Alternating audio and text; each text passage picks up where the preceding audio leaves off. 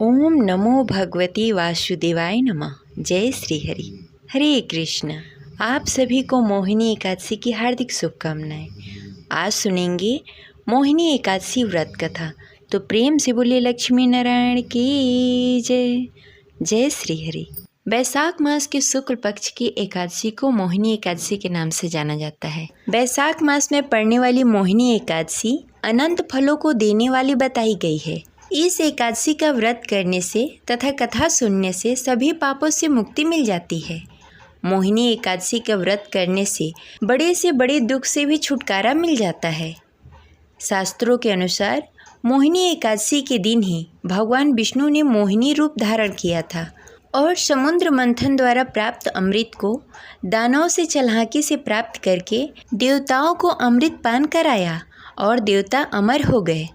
स्वयं भगवान श्री राम ने माता सीता के वियोग में मोहिनी एकादशी का व्रत किया था और इस व्रत के प्रभाव से ही उन्होंने रावण का संहार किया और माता सीता को रावण के चंगुल से बचा कर लाए। आज के इस वीडियो में हम आपको मोहिनी एकादशी व्रत कथा सुनाएंगे जो ऋषि वशिष्ठ जी ने श्री राम जी को सुनाई थी और श्री कृष्ण जी ने युधिष्ठिर को सुनाई थी। इस कथा को अंत तक अवश्य सुनिएगा।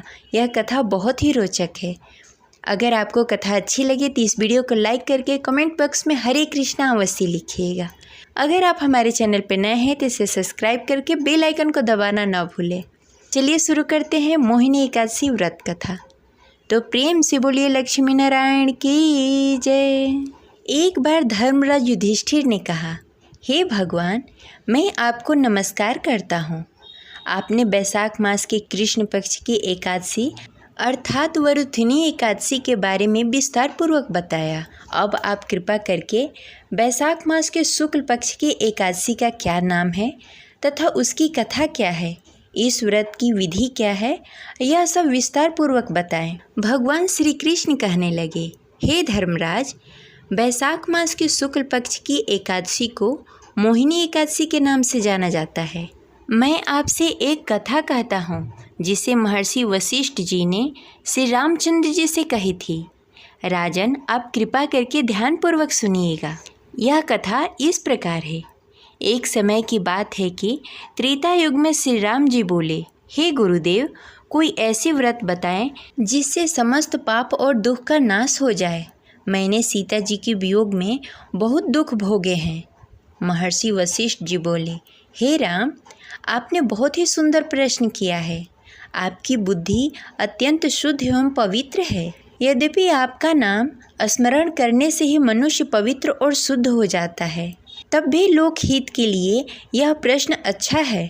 बैसाख मास में जो एकादशी आती है उसका नाम है मोहिनी एकादशी। इसका व्रत करने से मनुष्य सब पापों और दुखों से छूटकर मोह जाल से मुक्त हो जाता है। मैं इसकी कथा कहता हूँ, ध्यानपूर्वक सुने। सरस्वती नदी के तट पर भद्रावती नामक नगरी में धूतिमान नामक चंद्रवंशी राजा राजी करता था। वहाँ धन्य धन से संपन्न और पुण्यवान धनपाल नामक वैश्य भी रहता था। वह अत्यंत धर्मालु और विष्णु भक्त था। उसके नगर में अनेक भोजनालय, प्याऊ, कुएं, सरोवर, धर्मशाला आदि बने हुए थे।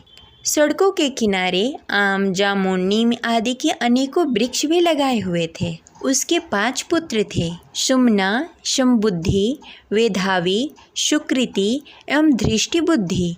उसमें से 5वां पुत्र धृष्टिबुद्धि महापापी था। वह पितर आदि को भी नहीं मानता था। वह वैश्य दुराचारी मनुष्यों की संगति में रहकर जुआ खेलना और पर स्त्री के साथ भोग विलास करना तथा मांस मदिरा का सेवन करता था। इसी प्रकार अनेक कुकर्मों में वह पिता के धन को नष्ट करता रहता था। इन्हीं कारणों से त्रस्त होकर पिता ने उसे अपने घर से निकाल दिया था। घर से बाहर निकलने के बाद वह अपने गहने और कपड़े बेचकर अपना निर्वाह करने लगा। जब सब कुछ नष्ट हो गया तो वैश्य और दुराचारी दोस्तों ने उसका साथ छोड़ दिया। अब वह भूख प्यास से अति दुखी रहने लगा।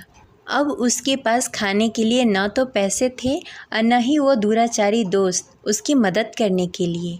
कोई सहारा न देखकर वह चोरी करने लगा।